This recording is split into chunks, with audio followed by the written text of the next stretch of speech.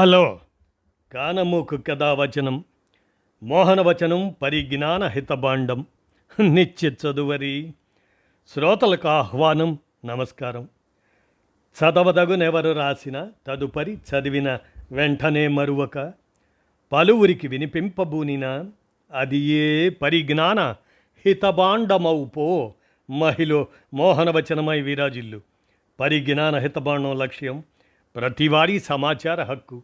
ఆ స్ఫూర్తితోనే ఇప్పుడు తెలుసుకునే హక్కు సైతం జీవించే హక్కుతో సమానం అనేటువంటి స్పృహతో గిగ్ ఎకానమీలో గిగ్ వర్కర్స్ అనేటువంటి అంశాన్ని ఆర్ లక్ష్మయ్య విరచించి అందజేయగా, మన కానమూకు కథావచన శ్రోతలకు మీ కానమూకు స్వరంలో ఈ అంశాన్ని వినిపిస్తాను వినండి. గిగ్ ఎకానమీలో గిగ్ వర్కర్స్. ఇక వినండి.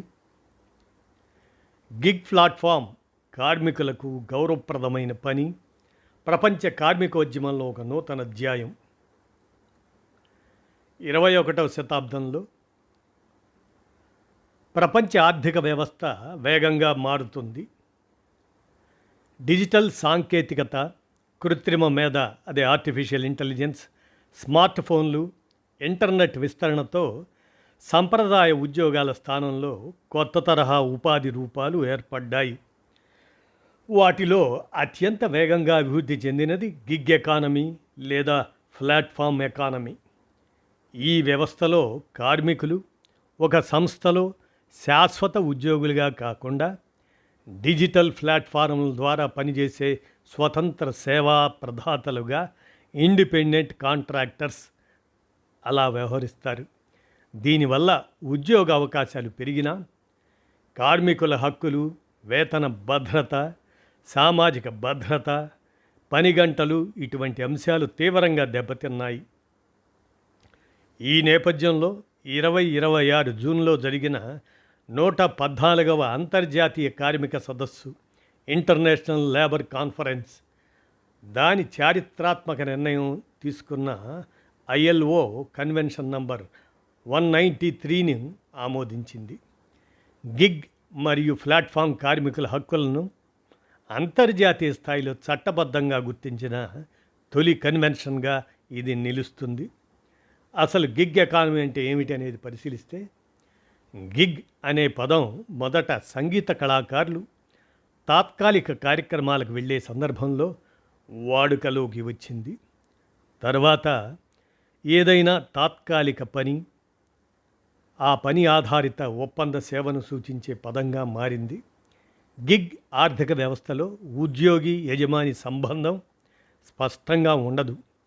యాప్ కంపెనీలు కార్మికులను భాగస్వాములు లేదా స్వయం ఉపాధి పొందిన వారుగా పరిగణిస్తాయి. పని దొరికితేనే ఆదాయం ఉంటుంది, నెలవారీ జీతం ఉండదు. ఇక ప్లాట్ఫామ్ కార్మికులు ఎవరు అంటే, డిజిటల్ యాప్ లేదా ఆన్లైన్ ప్లాట్ఫామ్ ద్వారా పని పొందే వారిని ప్లాట్ఫామ్ కార్మికులు అంటారు. వీరిలో ట్యాక్సీ డ్రైవర్లు, ఆహార డెలివరీ కార్మికులు, కిరాణా సామాన్ డెలివరీ సిబ్బంది, కొరియర్ డెలివరీ సిబ్బంది, ఫ్రీలాన్స్ సాఫ్ట్వేర్ ఉద్యోగులు, ఆన్లైన్ డిజైనర్లు, డిజిటల్ కంటెంట్ సృష్టికర్తలు, గృహ సేవలను యాప్ల ద్వారా అందించే కార్మికులు అందరూ ఉంటారు ఇందులో. ప్రస్తుతం ప్రపంచవ్యాప్తంగా కోట్లాది మంది గిగ్ పనులపై ఆధారపడి జీవిస్తున్నారు. కరోనా మహమ్మారి కాలంలో తదనంతరం ఆన్లైన్ సేవల వినియోగం పెరగటంతో గిగ్ కార్మికుల సంఖ్య మరింత పెరిగింది. భారతదేశంలో గిగ్ ఆర్థిక వ్యవస్థను గమనిస్తే, భారతదేశం ప్రపంచంలోనే అత్యంత వేగంగా పెరుగుతున్న గిగ్ మార్కెట్లలో ఒకటి. నీతి ఆయోగ్ అంచనాల ప్రకారం రాబోయే సంవత్సరాల్లో భారతదేశంలో గిగ్ కార్మికుల సంఖ్య గణనీయంగా పెరిగే అవకాశం ఉంది. యువత, మహిళలు, వలస కార్మికులు ఈ రంగంలో ఎక్కువగా పనిచేస్తున్నారు. ఇక గిగ్ కార్మికులు ఎదుర్కొంటున్న ప్రధాన సమస్యలను పరిశీలిస్తే, డిజిటల్ సాంకేతికత అభివృద్ధి చెందినప్పటికీ గిగ్ కార్మికులు అనేక ఇబ్బందులు ఎదుర్కొంటున్నారు. ఉద్యోగ భద్రత లేదు. ఏ సమయంలోనైనా యాప్ అకౌంట్ నిలిపివేయవచ్చు. పని ఎవరికి ఇవ్వాలి, ఎంత చెల్లించాలి, రేటింగ్ ఎలా నిర్ణయించాలి, అకౌంట్ ఎప్పుడు నిలిపివేయాలి, ఇవన్నీ కంప్యూటర్లు, ఆల్గరిథంలు నిర్ణయిస్తాయి. కార్మికులకు కారణాలు కూడా తెలియవు. ముందస్తు నోటీసు లేదా అప్పీలుకు అవకాశం లేదు. అంతా ఏకపక్షమే. కనీస వేతనానికి హామీ లేదు. పనిచేసిన మేరకే ఆదాయం ఉంటుంది. ఆర్డర్లు తగ్గితే ఆదాయం కూడా తగ్గిపోతుంది. సామాజిక భద్రత లేదు. పెన్షను, బీమా, ప్రమాద బీమా, ప్రసూతి ప్రయోజనాలు, వైద్య రక్షణ ఇటువంటి హక్కులు లభించవు. గిగ్ కార్మికులను ఉద్యోగులుగా గుర్తించకపోవడంతో ట్రేడ్ యూనియన్ హక్కులు, సమిష్టి చర్చల అవకాశాలు లేవు. డెలివరీకి వాడే వాహనం, దాని ఇన్సూరెన్సు, ఇంధనం, నిర్వహణ అంతా వాహన యజమాని అయిన డ్రైవర్దే. శ్రమ చేసేది డ్రైవరు, కానీ కమిషన్ పేరుతో వినియోగదారులను, డ్రైవర్లను కంపెనీలు లూటీ చేస్తున్నాయి.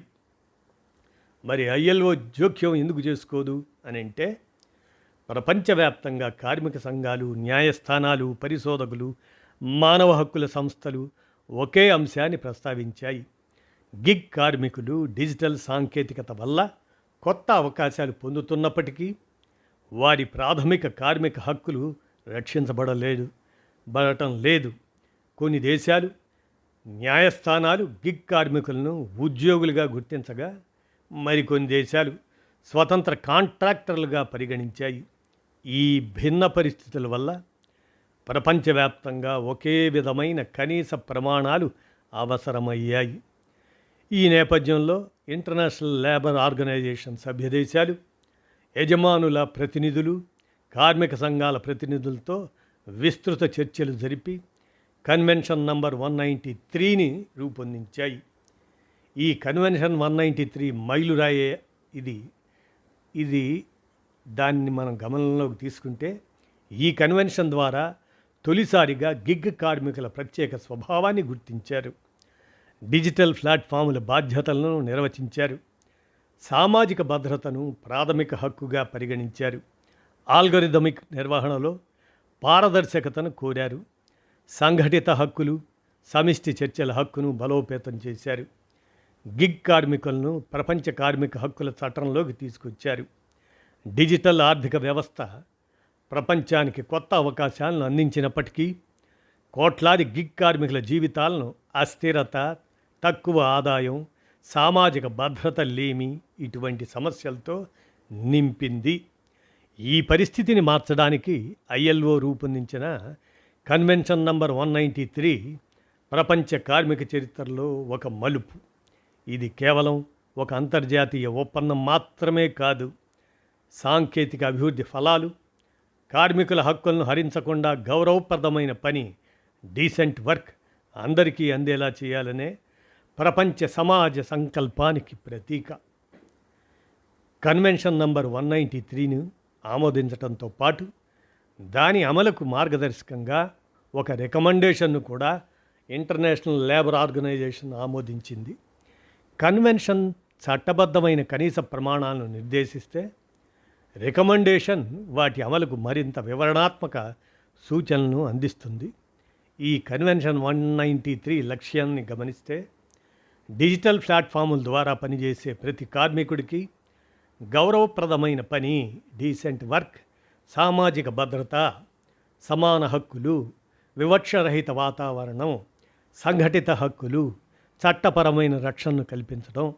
ఇది గిగ్ ఆర్థిక వ్యవస్థను నిరోధించడం కోసం కాదు, సాంకేతిక అభివృద్ధి, కార్మికుల మధ్య, వారి హక్కుల మధ్య సమతుల్యతను సాధించడం కోసం రూపొందించబడింది. కన్వెన్షన్ 193 ఈ విధంగా చెప్పింది: కార్మికుడి హోదా దాని ఒప్పందంలోని పదాల ఆధారంగా కాదు, వాస్తవంగా పని ఎలా జరుగుతుంది, ఎవరి నియంత్రణలో జరుగుతుంది అనే అంశాల ఆధారంగా నిర్ణయించాలి. పేరు మార్చడం ద్వారా కార్మిక హక్కులను నిరాకరించకూడదు. ఈ సూత్రాన్ని ప్రైమసీ ఆఫ్ ఫ్యాక్ట్స్, వాస్తవ పరిస్థితులకే ప్రాధాన్యం అని అంటారు. గిగ్ కార్మికులకు కూడా ఇతర కార్మికులతో సమానంగా ట్రేడ్ యూనియన్లను ఏర్పాటు చేసుకునే హక్కు, వాటిలో సభ్యత్వం పొందే హక్కు, నాయకులను ఎన్నుకునే హక్కు, సామూహిక చర్చలు, కలెక్టివ్ బార్గెనింగ్, అలా వాటిని నిర్వహించే హక్కు ఉంటాయని ఈ కన్వెన్షన్ స్పష్టం చేసింది. ప్లాట్ఫామ్ కంపెనీలు ఈ హక్కులకు అడ్డంకులు సృష్టించరాదు. ప్లాట్ఫారం సంస్థలు లింగం, కులం, మతం, జాతి, భాష, వికలాంగత, రాజకీయ అభిప్రాయాలు, ట్రేడ్ యూనియన్ సభ్యత్వం ఈ కారణాలతో వివక్ష చూపరాదు. ఆల్గోరిథంలో రూపకల్పనలో కూడా వివక్ష ఉండకూడదని కన్వెన్షన్ ప్రత్యేకంగా సూచించింది. గిగ్ కార్మికుల ప్రధాన సమస్యల్లో ఒకటి ఆదాయ అస్థిరత.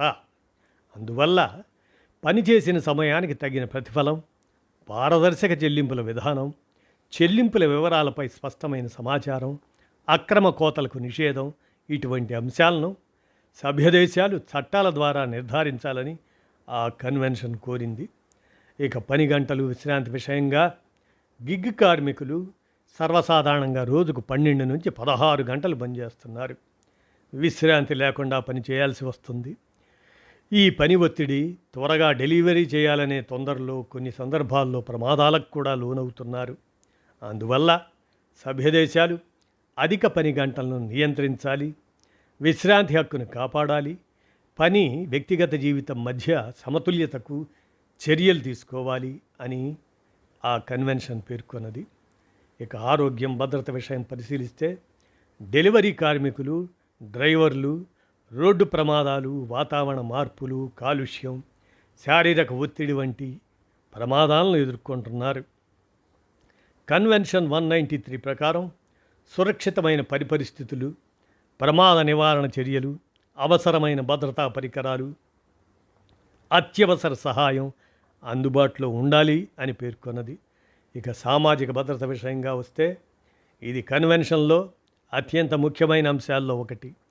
గిగ్ కార్మికులకు కూడా ప్రమాద బీమా, ఆరోగ్య బీమా, ప్రసూతి ప్రయోజనాలు, వికలాంగత రక్షణ, వృద్ధాప్య పెన్షను, మరణానంతర కుటుంబ రక్షణ ఇటువంటి సామాజిక భద్రతా పథకాలు అందుబాటులోకి తీసుకురావాలని సభ్యదేశాలను కోరుతుంది. ఆల్గరిథమిక్ నిర్వహణలో పారదర్శకత కావాలనే దాని మీద ఇది ఈ కన్వెన్షన్లో అత్యంత ఆధునిక అంశం. ఈరోజు ఏ పనిని ఎవరికి ఇవ్వాలి, ఎంత పారితోషికం ఇవ్వాలి, రేటింగ్ ఎలా నిర్ణయించాలి, అకౌంటును ఎందుకు నిలిపివేయాలి, ఇటువంటి అన్నింటినీ కంప్యూటర్ ఆల్గరిథములు నిర్ణయిస్తున్నాయి. కన్వెన్షన్ ప్రకారం ఆల్గరిథముల ప్రభావం గురించి కార్మికులకు సమాచారం ఇవ్వాలి. పూర్తిగా యంత్ర నిర్ణయాలపై ఆధారపడకూడదు. ముఖ్య నిర్ణయాలకు మానవ సమీక్షకు, అదే హ్యూమన్ రివ్యూకు అవకాశం ఉండాలి. కార్మికులు నిర్ణయాలను ప్రశ్నించే హక్కు కలిగి ఉండాలి. చాలా గిగ్ కార్మికుల అకౌంట్లు కారణం చెప్పకుండా, ముందస్తు నోటీసు లేకుండా, అప్పీల్ అవకాశం ఇవ్వకుండా మూసివేయటం సర్వసాధారణమైనాయి. కన్వెన్షన్ ప్రకారం కారణాలు తెలియజేయాలి, సమాధానం చెప్పే అవకాశం ఇవ్వాలి, స్వతంత్ర ఫిర్యాదు వ్యవస్థ ఉండాలి, అప్పీల్ హక్కు కల్పించాలి.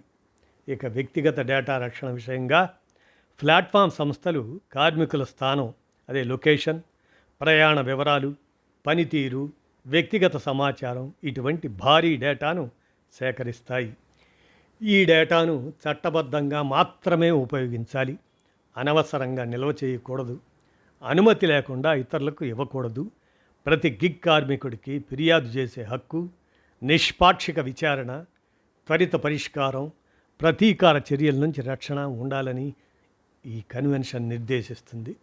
ఇక సభ్యదేశాల బాధ్యతలను గమనిస్తే కన్వెన్షన్ ఆమోదించిన దేశాలు జాతీయ చట్టాలు రూపొందించాలి, కార్మిక తనిఖీ వ్యవస్థను బలోపేతం చేయాలి, గిగ్ కార్మికుల గణాంకాలు సేకరించాలి, యజమానులు కార్మిక సంఘాలతో సంప్రదింపులు జరపాలి.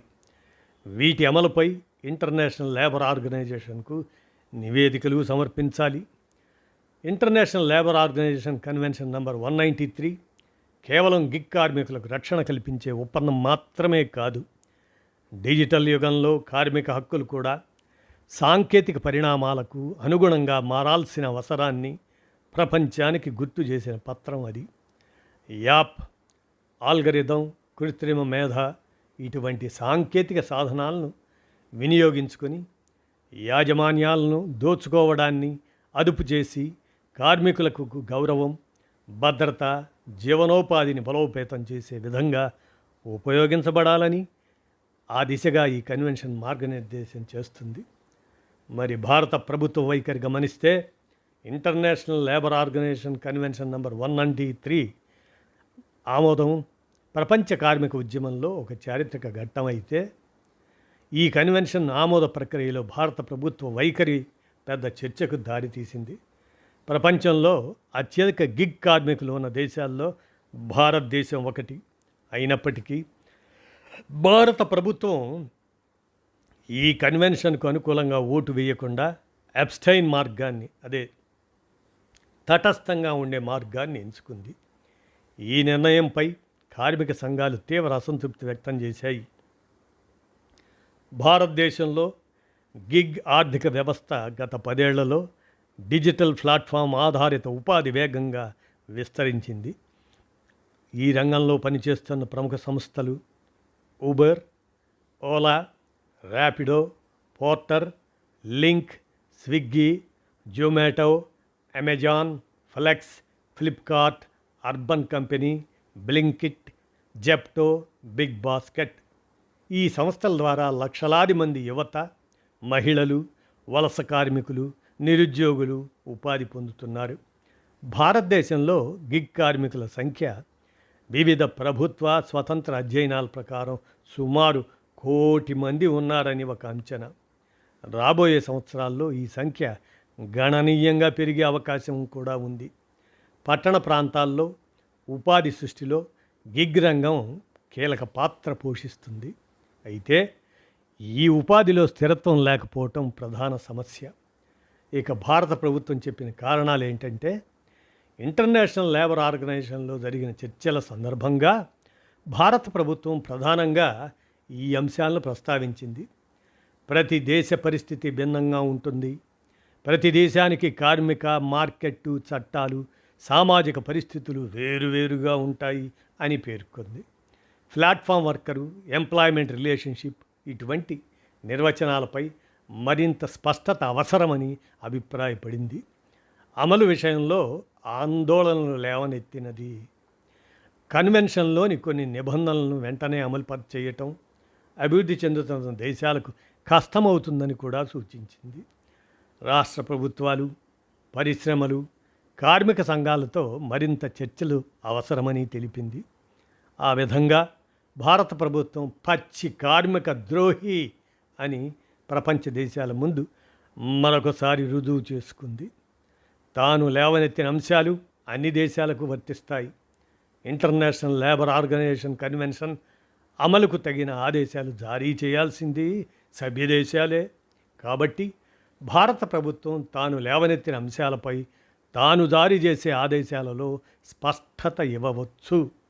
అనేక విషయాల్లో రాష్ట్ర ప్రభుత్వాలను కనీసం సంప్రదించకుండా ఏకపక్షంగా రాష్ట్రాలనెత్తిన పెత్తనం చెలాయిస్తున్న చరిత్ర నేటి ప్రభుత్వానిది.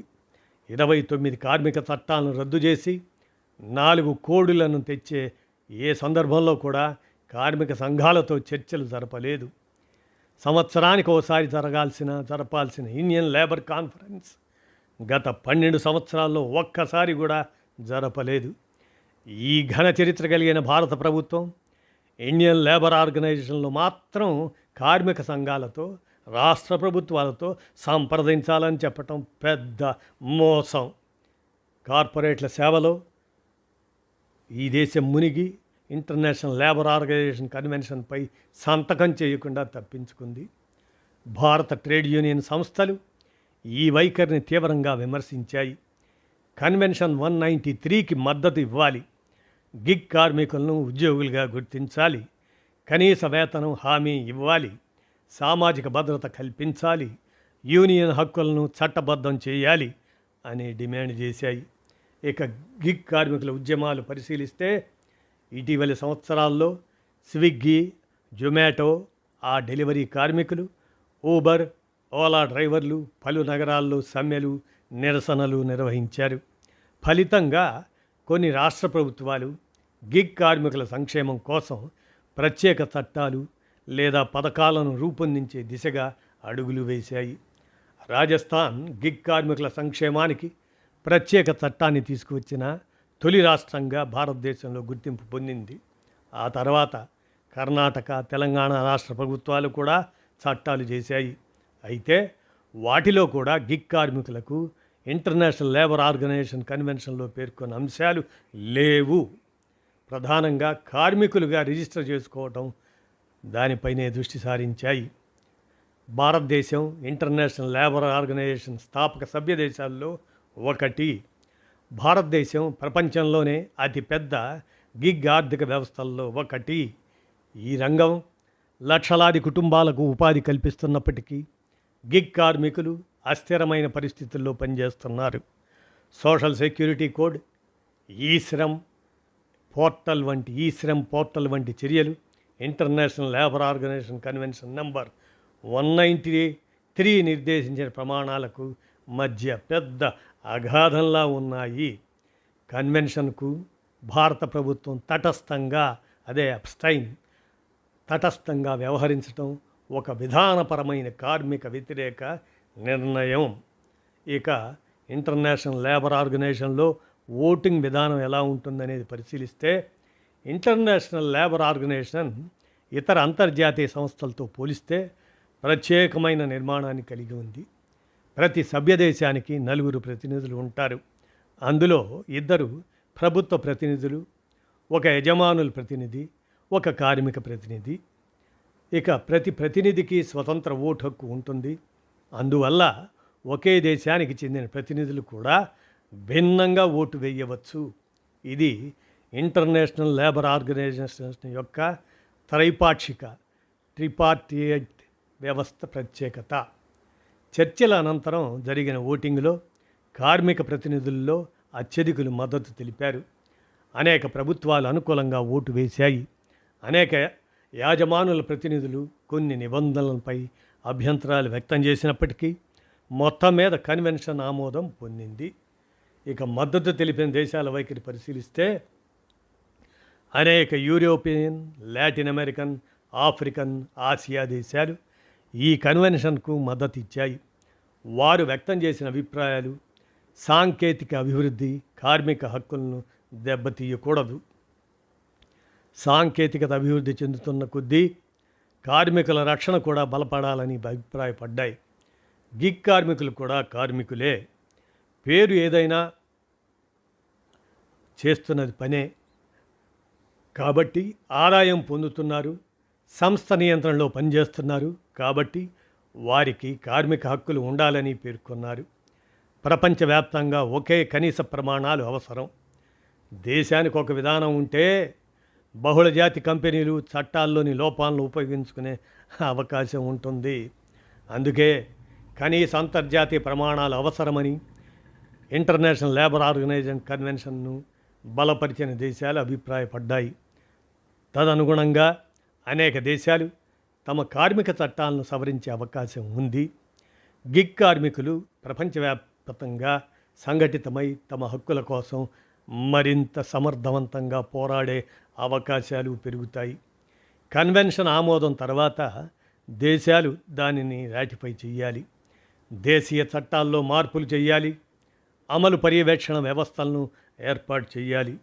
ఇంటర్నేషనల్ లేబర్ ఆర్గనైజేషన్కు కాలానుగుణంగా నివేదికలు సమర్పించాలి. International labour organisation convention number 193 ఆమోదం గిగ్ కార్మికుల ఉద్యమానికి అంతర్జాతీయ గుర్తింపును తీసుకొచ్చింది.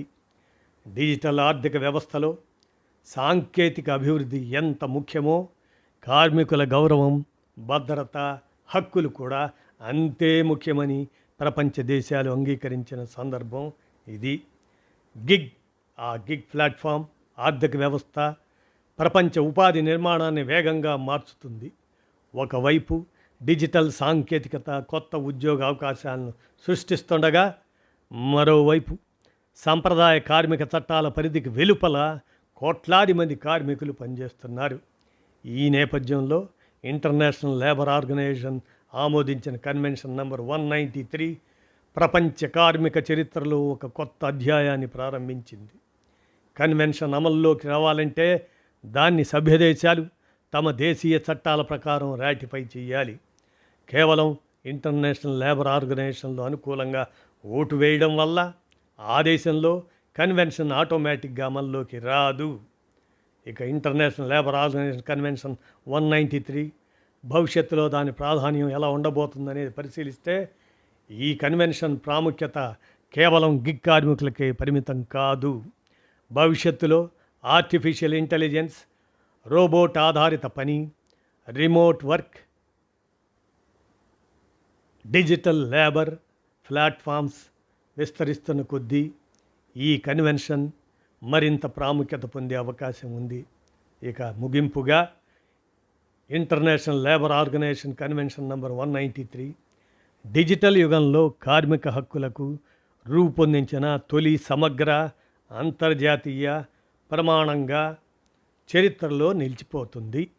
పారిశ్రామిక విప్లవం కార్మిక చట్టాలకు ఎలా పునాది వేసిందో, డిజిటల్ విప్లవం గిగ్ ప్లాట్ఫామ్ కార్మికుల హక్కులను నిర్వచించాల్సిన అవసరాన్ని ప్రపంచానికి గుర్తు చేసింది.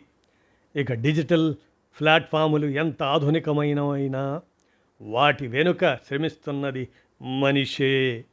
ఆ మనిషి శ్రమకు గౌరవం, భద్రత, న్యాయం కల్పించడమే international labour organisation convention number 193 యొక్క అసలు సారాంశం అంటూ ఆర్ లక్ష్మయ్య అందజేసిన ఈ అంశం గిగ్ ఎకానమీలో గిగ్ వర్కర్స్ అనేటువంటి దాన్ని మన కానమూకు కథ వచ్చిన శ్రోతలకు అవగాహన నిమిత్తం వినిపించాను. విన్నారుగా, ధన్యవాదాలు.